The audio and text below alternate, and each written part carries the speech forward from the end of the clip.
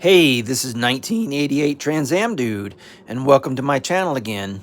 Today I'll be working on my 1988 Transam. I'm changing the hood latch assembly right down over here.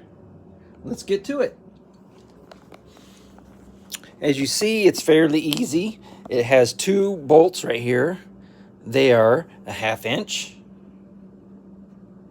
to undo. Here's the old assembly, and it was really easy to take off. It's pretty nasty and worn.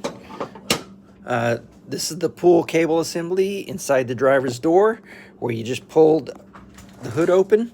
Here is right down there. If you pry open with a little screwdriver, you'll see that little latch assembly right there. And then you can take it off and change this out. They're about 35 inch-pounds torque on those nuts. I'll look forward to showing you the next video, which is this cable assembly. I got that in the mail, and I'm going to change it out next.